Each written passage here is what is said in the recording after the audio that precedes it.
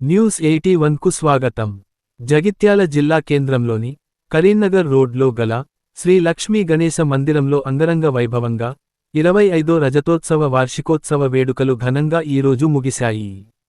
ఉదయం సత్సంగం, భజనలు, సామూహిక శ్రీ శివ సహస్రనామ పారాయణం మరియు గత 3 రోజులుగా ప్రముఖ పౌరాణిక పండితులు, పురాణ బ్రహ్మశ్రీ సభాపతి తిగుళ్ల విసు శర్మ గారిచే జరుగుతున్న గణేష్ వైభవంపై ప్రవచనాలు ఈరోజు ముగిశాయని, ఈనాటి కార్యక్రమంలో దూర్వా మహత్యం ఏరంభావతారం, విఘ్నరాజా అవతారం, ఏకదంతా అవతారం, నరాంతక దేవత సంహారం ఇత్యాది ఎన్నో అవతారాలు, గాథలు, లీలలు గురించి విసు శర్మగారు చక్కగా చెప్పారని సామాజిక కార్యకర్త తవుటు రామచంద్రం తెలిపారు.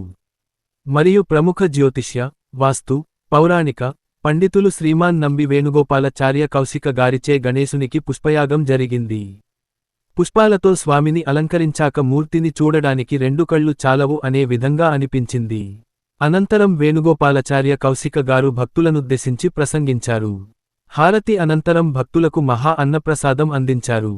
ఈనాటి కార్యక్రమంలో ఆలయ అర్చకులు శంకరయ్య శర్మ, భరత్ శర్మ, సత్యనారాయణ శర్మ, ఆలయ నిర్వాహకులు కోటగిరి శ్రవణ్ కుమార్, జిల్లా ప్రభాకర్, యాదగిరి మారుతిరావు, సామాజిక కార్యకర్త తవుటు రామచంద్రం, భక్తులు, మాతలు, సత్సంగ్ సభ్యులు పాల్గొన్నారు. చేయడానికి ఎటువంటి విఘ్నాలన్నీ కలిపి ఒక గుంపుగా ఉన్నాయో ఆ గుంపులన్నింటి తొలగించే నాయకుడు, ఏకైక నాయకుడు ఎవరు అంటే వినాయకుడు ఒక్కడే. అటువంటి విఘ్నాలు రాకుండా ఉండాలి అంటే విఘ్న నాయకుడైనటువంటి నాయకుడిని మనం పట్టుకోవాలి. అట్లాగే విపత్తులన్నింటి వస్తాయి. ఏ విపత్తు ఎటు నుంచి వస్తుందో మనకు తెలియదు. అటువంటి విపత్తులను తను లోకమంతా చూస్తూ, ఎందుకంటే ఆయన దృష్టి చిన్నది. నిన్నలో మొన్నలో చెప్పుకున్నాం మనం, ఏనుగుకు చిన్ని కళ్ళు ఉంటాయి, అది దూరం వస్తువును తొందరగా గ్రహిస్తుంది. అటువంటి విపత్తులు మన ఇంటికి రాకుండా చూసే తత్వం కలిగిన నాయకుడు వినాయకుడు కనుక ఆయన పాదాలు పట్టుకుంటే ఎటువంటి విపత్తులు మనకు కలగవు. అట్లాగే విఘ్నాలు అనేటివి ఒక దుష్ట కార్యాలు ఎన్ని ఉంటాయి, మంచి కార్యాలు ఎన్ని ఉంటాయో దుష్ట కార్యాలన్నీ మనకు కలుగుతూ ఉంటే ఒక్క మనకే కాదు దేవతలకు కూడా దుష్ట కార్యాలు కలిగినప్పుడు దేవతలంతా వెళ్ళి ప్రార్థన చేస్తే ఆ విగత నాయకుడైనటువంటి వినాయకుడు వాళ్ళ కష్టాలను తీసివేస్తాడు. నిన్ననో మొన్ననో శివపురాణంలో అందరూ వినే ఉంటారు, త్రిపురాసుర సంహారం కథ. పెద్ద రథాన్ని వేయించడం, యుద్ధానికి పోవడం శివుడు. ఆ త్రిపురాసురుడు అని హిరణ్యాక్షుని యొక్క కొడుకులు 3. ఆ 3 బ్రహ్మ గురించి తపస్సు చేస్తారు. తపస్సు చేయగానే వరాన్ని పొందినారు. ఏం వరం అంటే మాకు మరణం లేకుండా ఉండాలి. ప్రతి రాక్షసుడు కోరుకునేటువంటి వరమే అది. మరణం లేకుండా ఉండాలి అంటే అది సాధ్యం కాదు. కనుక మరి మరణం ఎట్లా సంభవించాలంటే ఓ పెద్ద లిస్టు పెడతారు వీళ్ళు. ఇట్లా కావాలి, అట్లా కావాలి, ఇది కావాలి, అది కావాలి అన్నట్టుగా ఈ 3 ఏం చేస్తారంటే ఒకటి బంగారుది, ఒకటి వెండిది, ఒకటి ఇనుపది, 3 గృహాలు ఒకటి ఏర్పాటు చేయండి. ఈ 3 గృహాల్లో మేమే ఉంటాం. ఈ 3 గృహాలు సమానమైన రేఖ వచ్చినప్పుడు ఎన్నడూ బాణము పట్టుకోని వాడు, ఎన్నడూ ఆయుధము కానివాడు ఆ శరముతో వేస్తే తప్ప ఈ 3 పురాలన్నీ సరళ రేఖలో ఉన్నప్పుడు అదే బాణం ఈ 3 పురాలకు తాగితే మా మరణం ఇవ్వమని కోరుకున్నాడు. ఏమంటారు దేవుడు? తదాస్తు ఓకే అన్నారు. అయిపోయింది, కాలం గడిచింది. వీళ్ళు విజృంభించినారు. ఇంద్రలోకం కావాలి, ఆ లోకం కావాలి. చంపేటివాడు ఎవరు లేడు. ఎందుకంటే బాణం పట్టుకున్న వాళ్ళు ఎవరున్నారు యుద్ధంలో? దేవతలలో అంటే అందరినీ వెతికినారు. పట్టుకోని వాడు ఒక్కడే శివుడు. వాడు ఎప్పుడు కూడా ధనస్సు పట్టుకోడు. పట్టుకున్న తర్వాత పోని వేసేటువంటి శరం ఏదుందో ఆయన చేతిలో ఉన్న ఆయుధాలు వేయడమే తప్ప ఆయన ఎప్పుడు ఆయుధంగా కానివాడు ఎవడున్నాడు లోకం మీద అంటే నారాయణమూర్తి ఒక్కడే. కనుక ఆయన బాణం పట్టుకోవాలి, ఆయన శరం కావాలి. అప్పుడు కదా మా మరణం. పోనీ అప్పుడేనా గంధర్వులంతా కలిసి ఆయన నేరుగా యుద్ధానికి వెళ్ళి నీ ఆశ్రమానికి వచ్చి నీ దగ్గర మేము పూజ చేసుకున్నాం. ఇక్కడ ఉండే ఎటువంటి విధానం లేనటువంటి ఆశ్రమము నీ దగ్గర ఉందని, పరబ్రహ్మ స్వరూపమైనటువంటి ఆ గణపతి నీ దగ్గర ఉన్నాడు అని చెప్పేసి అశరీరవాణి తెలిపితే ఆయనను దర్శించుకున్నానని మేము వచ్చినాము అని చెప్పి వశిష్ఠాలు తెలిపేసరికి ఈయనలో ఇంకా ఉత్సాహం పెరిగించి భావించింది. ఆయన నిజంగా పరబ్రహ్మ స్వరూపమే, నా కడుపున పుట్టింది పుట్ట స్వరూపమే అన్నాడు. సాక్షాత్ భగవంతుడి యొక్క అవతారం మనం వినాలి అంటే నృత్య గణపతి అని ఒక పేరు భగవంతుడి. అయిపోయిందా? 10 నిమిషాల్లో నేను కూడా ముగిస్తాను. ఎందుకంటే మన చిత్తం ఎవరిది ఇక్కడ లేదు. ఎలక లెక్క కడుపులో ఎలకని బాధిస్తున్నది, నోట్ల కూడా ఎలక అటు ఇటు తిరుగుతున్నది.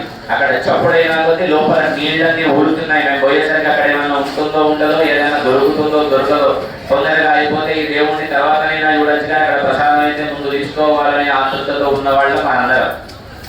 కనుక భగవంతుడు ఏం చేసినాడంటే ఈయనకు కూడా ఒక లోకం ఉంది.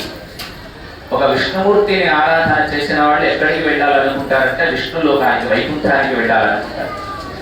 ఒక శివుణ్ణి ఆరాధన చేసిన వాళ్ళు కైలాసానికి వెళ్ళాలి అనుకుంటారు.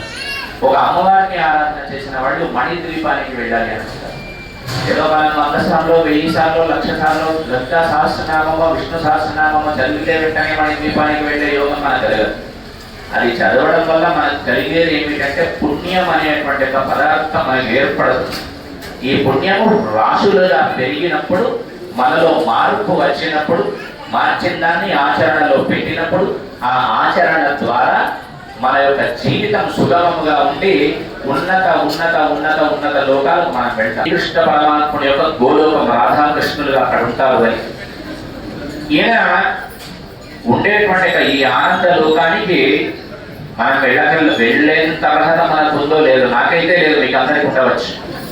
కానీ ఆ లోకంలో ఒక్కసారి మనం ఊహించుకొని గణపతిని మనం ఆరాధిస్తే ఆ లోకం ఎట్లా ఉంటుంది, లోకంలో ఉండేటువంటి శక్తులు ఎట్లా ఉంటాయి. బ్రహ్మాండ ఆ సముద్రం పేరేమిటంటే ఇక్షుసాగర సముద్రం, అంటే చెరుకు రసముతో ఉండేటువంటి సముద్రం. అది ఆ సముద్రంలో ప్రవేశించిన తర్వాత లోపలికి వెళ్ళగానే 2 తేజోవతి జ్వాలిని అనేటువంటి 2 శక్తులు ఉంటాయి.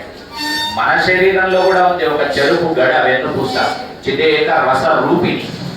ఆ చెరుకు రసంలో ఉండే రసం పోయిన తర్వాత మిగిలేది పిప్పి ఎట్లాగో మన శరీరంలో ఉండే ఆత్మ భగవంతుడిని చేరితే ఈ శరీరం కూడా అదే అయిపోతుంది.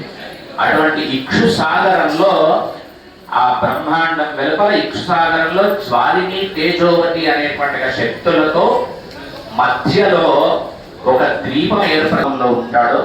ఆ రూపంలో ఊహించుకోండి ఒకసారి ఇక్షుసాగర సముద్రం.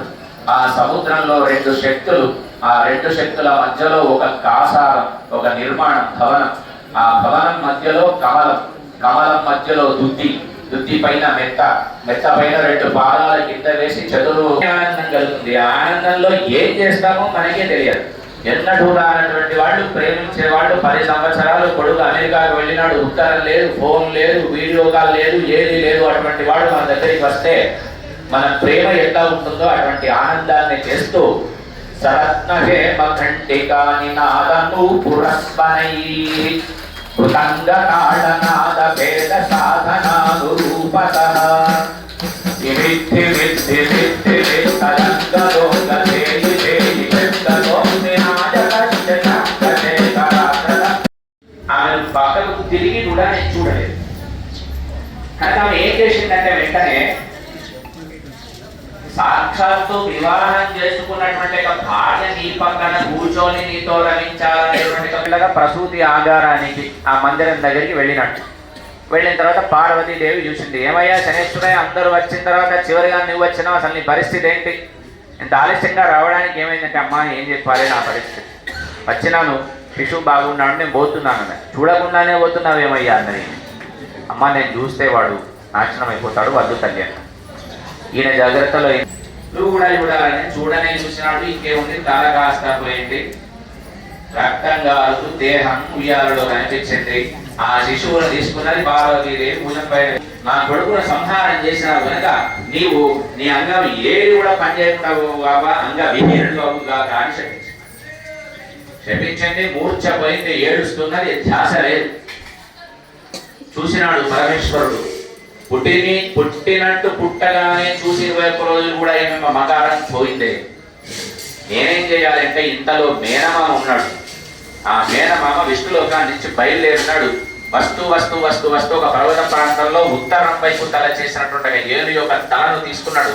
తీసుకొని బయలుదేరుతూ ఉంటే ఆ ఏనుగు పక్కనే తన భార్య పిల్లలు ఉన్నారు, అవి ఏనుగులే. స్వామి నీవే అందరి ప్రాణాలు కాపాడి అందరికి ప్రాణం పోసేటువంటిగా నీవే ఈనాడు కావాలని ఉత్తరం పై పెట్టుకున్నటువంటి తలని తీసుకొని వెళ్ళి ఎవడికో ప్రాణం పోస్తాన్నావు, ఇక్కడ నా భర్త సంగతి ఏమిటి అని అడిగితే ఆయన చూస్తున్నాడు, ఇంకో ఏనుగు యొక్క తలకాయ నేను నీకు పెడతానని చెప్పేసి ఇంకో ఏనుగు తలకాయ ఇక్కడ పెట్టినాడు. ఈ ఏనుగు తలకాయని తీసుకొని వెళ్ళి పార్వతీదేవి పూర్తి మూర్ఛ తేరుకునేది శనేశ్వరుణ్ణి చూసింది. ఈమె చూసేసరికి ఇంకా ఏం శాపం పెడుతుందో భయమైపోతుందని దేవతలంతా ఈమె కోపంగా ఉన్నప్పుడు ఈమె ఏమైనా వారిద్దామంటే వీళ్ళకేం శాపం పెడుతుందో అని దేవతలు ఎక్కడి వాళ్ళు అక్కడే కూర్చున్నారు భయపడుతూ ఉంటే, అప్పుడు శనేశ్వరుడు అంటాడు ఒక మాట. తన తండ్రి అయిన సూర్యుడిని పిలిచినాడు.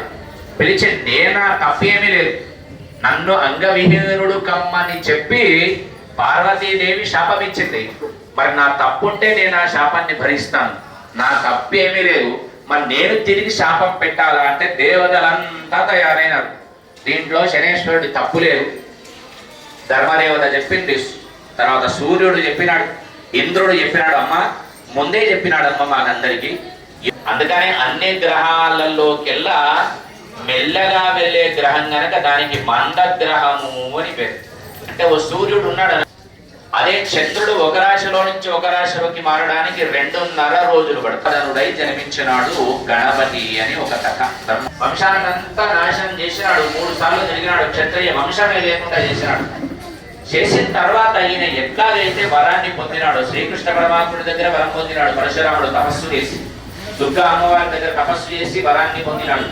దాని తర్వాత శివుని యొక్క కవచాన్ని ధరించి అప్పుడు మనం ఊడిందని చెప్పి మహాభారతానికి ఒకటి చెప్పుకున్నాం.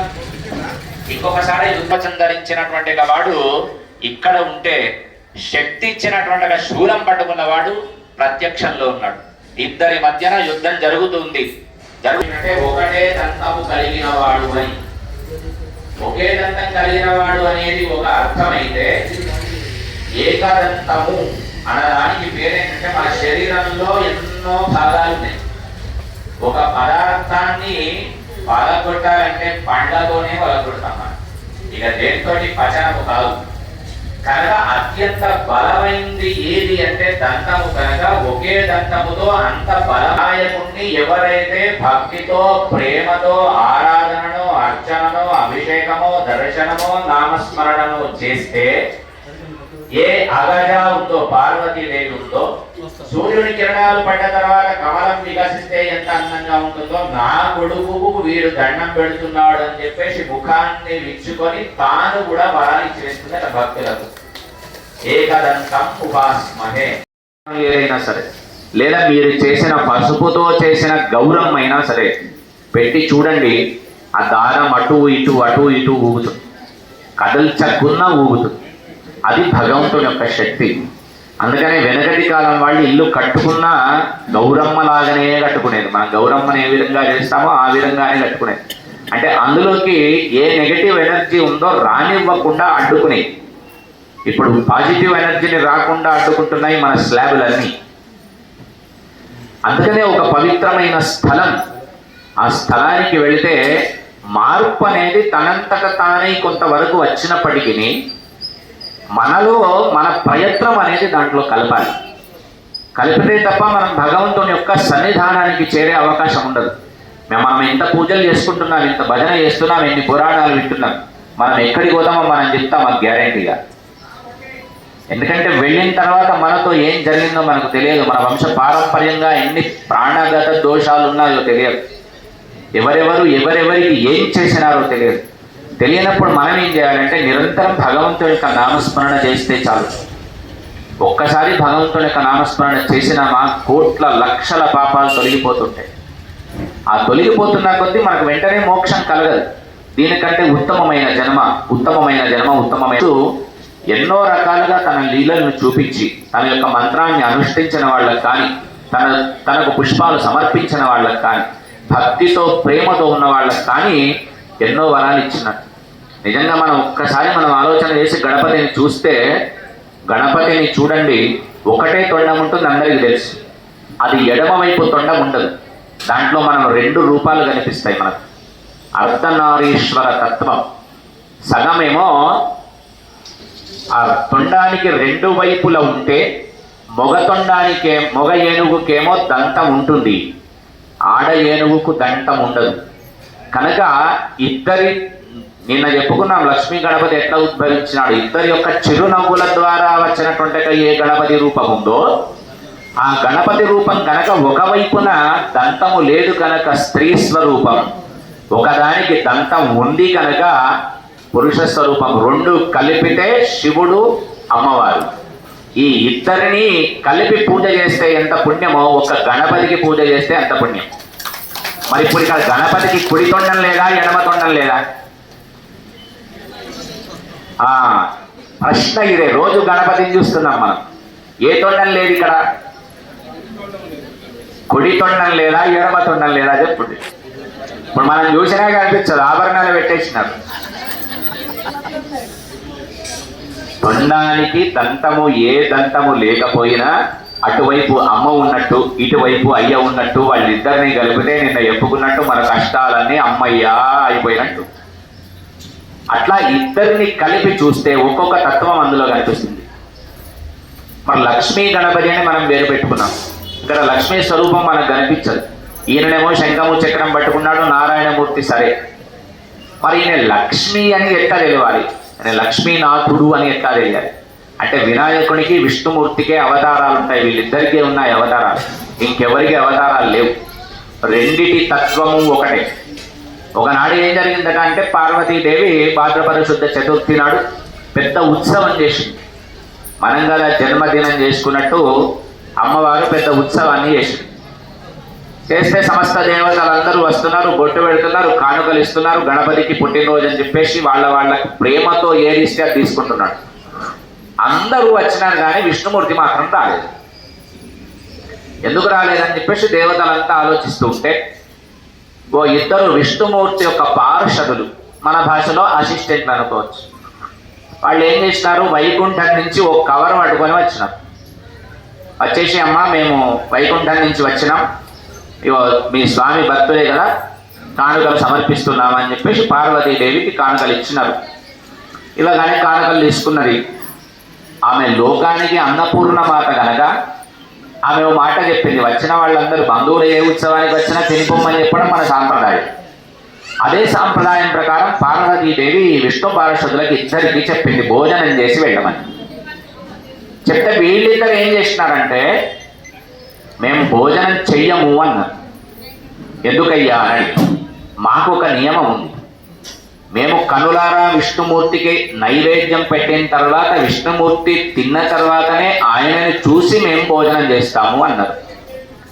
సరేనాయన మీ నియమం మీది, ఎవరి నియమాన్ని ఎవరు వద్దంటారు. ఇక్కడ ఒకటి భోజనం ఏర్పాటు చేసినారు ప్రసాదం. మాకు ఇవాళ మంగళవారం ఒక పొద్దు మేము రాత్రి తింటామంటే బలవంతాన్ని అయితే పెట్టరు, ఏదో భగవత్ ప్రసాదం తీసుకొని పొమ్మని చెప్తారు. అట్లా ఈ పార్షదులు ఇద్దరికి చెప్పింది మీ నియమాన్ని నేను భంగపరచను, కానీ మీరు ఒక పని చేయండి, మీరు ఈ కానుకలు నాకు సమర్పించినారు. ఇప్పటి వరకు దేవతలందరి యొక్క ఆశీస్సులు పొందిన వినాయకుడు లోపల ఉన్నాడు. ఆయన ఇప్పుడే లోపలికి వెళ్ళినాడు అందరినీ కలిసి. ఒక్కసారి ఆయనను కలిసి వెళ్ళామని చెప్పి చెప్పగానే ఇద్దరు వైకుంఠం నుంచి వచ్చిన పార్షదులు ఇద్దరు లోపల ప్రవేశం జరిగింది. ప్రవేశం జరగగానే వెళ్ళేసరికి ఆయన మంచి ఆసనం పైన కూర్చున్నాడు. ఎట్లా ఉన్నాడంటే సశంక చక్రం సగిరీట కుండలం సపీత వస్త్రం సరసీరుహేక్షణం సహార వక్షస్థల శోభికౌస్తుభం నమామి విష్ణుం శిరసా చతుర్భుజం.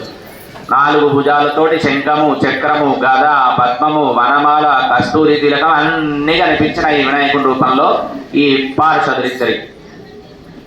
చూడగానే బయటకు వచ్చినారు ఇద్దరు. పార్వతి అమ్మవారి దగ్గరికి పోయి అమ్మ మాకు భోజనం పెట్టండి మేము తినిపోదామని అంటారు. అయ్యో ఏమయ్యా మరి మీ నియమం ఏమైపోయిందంటే లోపలికి వెళ్ళినామమ్మ మాకు జరగాల్సిన సన్మానం జరిగింది, మేము భోజనం చేసే వెళ్తాం అంటే ఆ తత్వములో విష్ణుమూర్తి వేరు కాదు వినాయకుడు వేరు కాదు అని చెప్పడానికి అన్ని స్వరూపాలలో ఉండేటువంటి భగవంతుడి యొక్క తత్వం ఇదే అని నిరూపించడం కోసం భగవంతుడు ఆడినటువంటి జగన్నాటకంలో ఒక నాటకం. పార్వతీ పరమేశ్వరులకు ఈయన ఎప్పుడు పుట్టినా ఏనుగు ముఖంతోటే పుడతాడు, ఏనుగు ముఖంతోటే పుడతాడు. మనకు తెలిసింది కేవలం ఎప్పుడు చెప్పుకునేది సమంతగోపాఖ్యానమైనటువంటి కథ అందరికీ తెలుసు. ఆయన ఏం చేసినాడంటే హిమాలయ పర్వతాల్లో తపస్సు కూర్చున్నాడు. ఎక్కడ తపస్సు చేస్తారు ఋషులు అంటే హిమాలయ పర్వతాన్ని మించిన పర్వతం లోకంలో ఏది లేదు కనుక ఆ పర్వతంలో తపస్సు చేయడానికి పూనుకున్నటువంటి సమయంలో ఏదో ఒక పర్వకాలం, ఒక సంక్రమణ కావచ్చు అనుకోండి. ఆ సంక్రమణ రోజు ఒక విశేషమైన తీర్థం దగ్గరలో ఉంది, అంటే ఓ నది లాంటిది. అక్కడికి వెళ్ళి స్నానం చేద్దామని చెప్పేసి బయలుదేరి ఈయన వెళ్ళి స్నానానికి వెళ్ళగానే క్రౌంచుడు అనేవాడు ఒక గంధర్వుడు ఏం చేస్తున్నాడంటే ఆకాశ మార్గంలో పోతున్నాడు.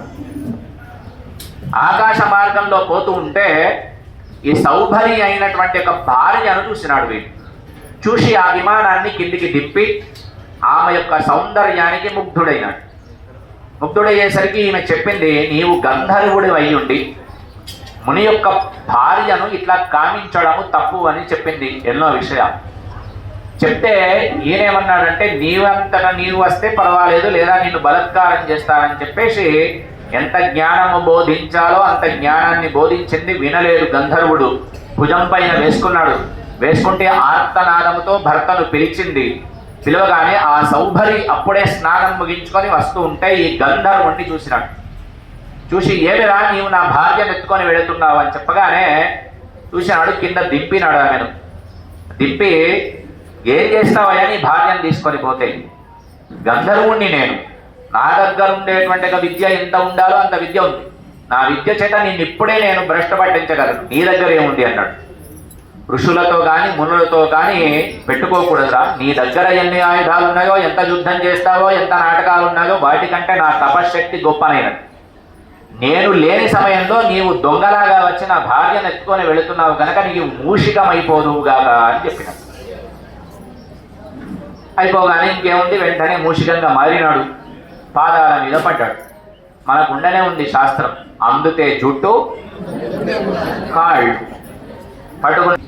కానీ ఏదో ఒక ఉపాధి ఉండేటట్టు చూడమని ప్రార్థన చేస్తే అప్పుడు గణపతి యొక్క మంత్రాన్ని ఉపదేశం చేసినాడు ఈ సౌభరి అనేటువంటి మహర్షి. చేస్తే ఈ మంత్రాన్ని నేను ఎన్నాళ్ళు చేయాలి, ఎవరి దగ్గర నా ఉపాధి ఉంటుంది అంటే ఇదంతా ఇప్పుడు కాదు, నిన్ను ఉపాధిగా పొందేవాడు ఒకడు వచ్చేవాడు ఉన్నాడు, వాడు వచ్చిన సంగతి నీకు తెలుస్తుంది, అప్పుడు నీవు అతని దగ్గరికి వెళితే అతడు ఎట్లా చెప్తే అట్లా చెయ్యి అంటే దాని నివారణ లేదు, ఇది ఒక్కటే నివారణ అని చెప్పినాడు. చెప్పగానే సరే అన్నాడు. ఆ మంత్రాన్ని ఉపదేశం తీసుకున్నాడు. అదే మంత్రాన్ని అనుష్ఠానం చేసుకుంటూ అక్కడ కూర్చున్నాడు. ఇట్లా కాలం గడుస్తుంది. ఒకవైపు ఇంకొక వైపు అభినందనుడు అని ఒక రాజు, మధ్యప్రదేశ్లో ఉండే హైమవతి అనేటువంటి ఒక రాజ్యానికి రాజు. ఆయన పుట్టినప్పటి నుంచి మంచి సంస్కారాలు కలిగి యజ్ఞ యాగ తపో దానాలన్నీ చేస్తూ కాలాన్ని గడుపుతూ ఉన్నాడు. కాలం గడుస్తూ ఉంది. కొంతకాలం గడిచిన తర్వాత ఇన్నే నా దగ్గర ఉన్నాయి, ఎప్పుడు ఇంద్రుడికే స్వాహాకారాలు ఇవ్వాలా, ఎప్పుడు అగ్నిదేవుడికే స్వాహాకారాలు ఇవ్వాలా, లోకంలో లేనటువంటి ఒక యజ్ఞాన్ని చేద్దామని పూనుకున్నాడు. ఎప్పుడైనా శాస్త్ర విరుద్ధమైనటువంటి పనులు చేస్తే ఏ విధంగా ఉంటుంది, శాస్త్రం ప్రకారం చేయడం అనేది గొప్పనైనది. సత్యనారాయణ స్వామి వ్రతం మనం చేసుకోవాలని చెప్పేసి ప్రతి ఇంట్లో మనం వ్రతం చేసుకుంటాం. 5 కథలు మనం అంటే మీరందరూ గొప్పవాళ్ళు కనుక మీరందరూ చేసుకొని ఉండవచ్చు. అంటే ఇది శాస్త్రం ఏది చెప్పిందో ఆ శాస్త్రం విరుద్ధం అసలు చేయని దానికంటే చేసే ఫలితమే చాలు అనే సంతృప్తి మనది. వీడు కూడా ఏం చేసినాడంటే యజ్ఞయాగాది క్రియాకలాపాలన్నీ ధర్మశాస్త్రం చెప్పినట్టే ఎందుకు చేయాలి, మనం ఒకసారి వెరైటీగా చేద్దామనుకున్నాడు. అనుకొని మంత్రిని పురోహితులను అందరినీ పిలిపించి కూర్చోబెట్టి ఎప్పుడు ఇంద్రుడిని పిలిచి యాగం చేయడమేనా, ఈసారి ఇంద్రుడికి యాగంలో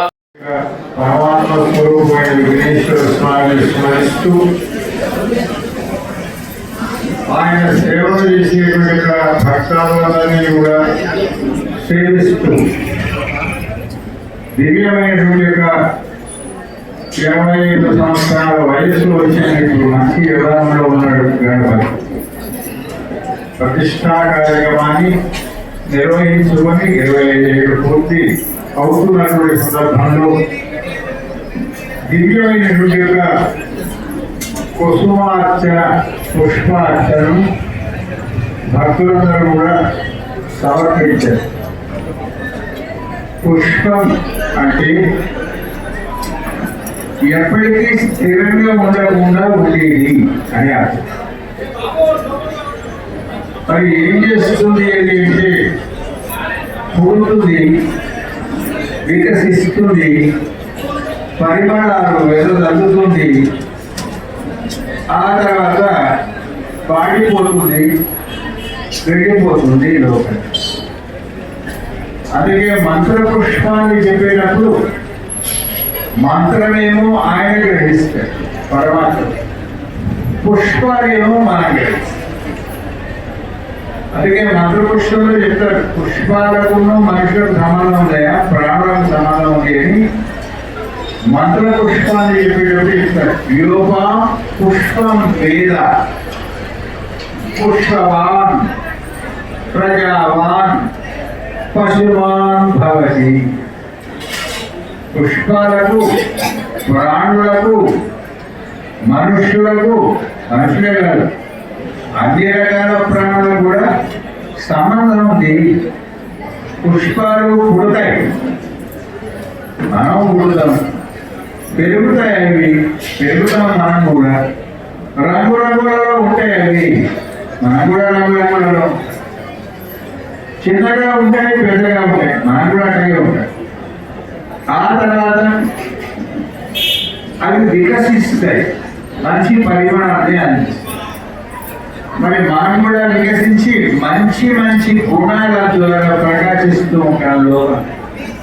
అందుకే విష్ణు సహస్రనామంలో చెప్తారు దేనికైనా ప్రాధాన్యం మనిషికి శరీరానికా, రూపానికా, వాళ్ళ బుద్ధి కానీ కాదు. యాని నామాన్ని గౌరవాన్ని విఖ్యాతాన్ని మహాత్మాన్ని గుణం వరకు ప్రధానం.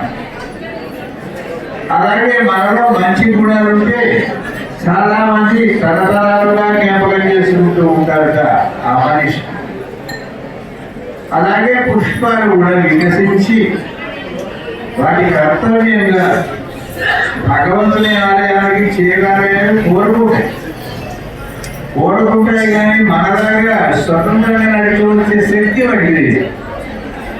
మనమేమో అనుకుంటే మనస్సు ఇలాగే రాగలదు, కానీ అవి వాటిని ఎవరు తీసుకొని వస్తే కానీ భగవంతుడి యొక్క సన్నిధానంలో చేరవు. అవి చేరిన తర్వాత కొంతకాలం అంటే కొంత సమయం, కాలం అంటే సెకండు కాలమే, నిమిషము కాలమే, గంట కాలమే, రోజు కాలమే, జీవితం కాలమే. వాటి యొక్క పరిమాణాన్ని భగవంతుడికి అద్దుతాయి. ఆ అద్దేటప్పుడు అద్దించేవాడు ఉంటాడు అర్చక స్వామి. బాగా ఆ పరిమాణం స్వామిని చేరింది అనుకున్న తర్వాత చక్కగా ఆరంభించి ఆ పూజ కార్యక్రమాన్ని పూర్తి చేసి, మరి పూజా కార్యక్రమాన్ని పూర్తి చేసిన అర్చక స్వామి గొప్పవారని చెప్తుంది వేదం. చెట్టు గొప్పది, దానికంటే గొప్పవాడు దాన్ని పోషించిన వాడు ఇంకా గొప్పవాడు. పోషించిన వాడికంటే జాగ్రత్తగా పుష్పాలు వెలిగిపోకుండా దాన్ని తీసిన వాడు ఇంకా గొప్ప. ఆ తీసిన వాడికంటే వాటిని ఎక్కడో సమర్పించాలి కదా, ఎక్కడ సమర్పిస్తే బాగుంటుంది అనే లక్షణం కలిగి ఇది భగవంతుడి దాంట్లో వెళ్ళాలి పుష్పం అనుకునేవాడు ఇంకా గొప్పవాడు.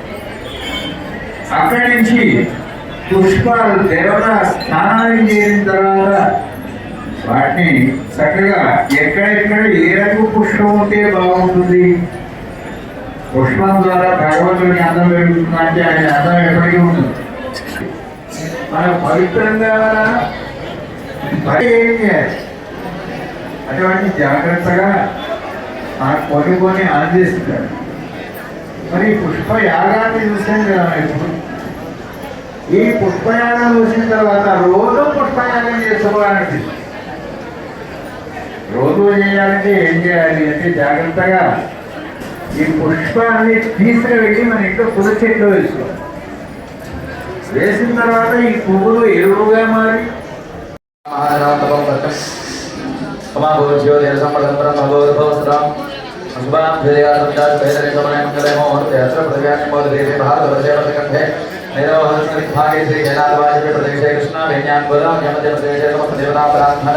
हरे हर गुरु चरण देवते ब्राह्मण द्वितीय पराराधने श्रीरवराह कृपे वैवस्वत मंत्रे गृहे प्रथम वाले स्मृतवान विवाह गतांगवानेन प्रभावादि शस्त्रे नमत्राणां विश्वाम सनातनग्रणीयं करदेशे प्रतिष्ठायां शुभदितौ नानानां गोत्रोत्तमस्य नानानां नामधेयस्य समुद्रस्य समुद्रिकस्य सभ्रात्रिकस्य सभान्तवस्य साश्रितवर्गस्य అందరూ కూడా నమస్కారం చేసుకొని మీ గోత్రాన్ని మీ ఇంటి పేరును మీ కుటుంబ సభ్యుల పేరును మీరు మనసులో అనుకోండి सर्वग्राम धर्माद्युक्तमहे कलिंगलेनामपमश्चरमस्तमो ज्येष्ठराजब्रह्मणां ब्रह्मणस्पद स्नानश्रवणोदरस्ते दशाधनं शरणागतदीनाथवराजने सर्वस्यास्ते हरे देवी नारायणि नमोऽस्तुते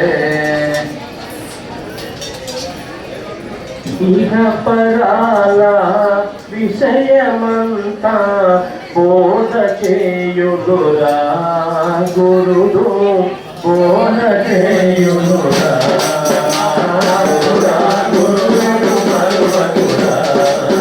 बांधो गंधद्वारा अंतरा नमः शिवाय नमः शिवाय సేవకు కదలిన భక్తి తరచాని సేవకు భక్తి తరచాని అమ్మా నీ పల్లకి మోసే పోయి నవ్వానే అమ్మా నీ పల్లకి మోసే పోయి నవ్వానే అమ్మా తుమ్యాల సేవలో పాటలో గానే అమ్మా ముझे డోలే అమ్మా నా తోడు నీడ అమ్మా నీ సేవకు భక్తి తరచాని జగదాంబ విశ్వపాలిని మహారాణి అమ్మ దయ ఉంటే అమ్మ దయ ఉన్నది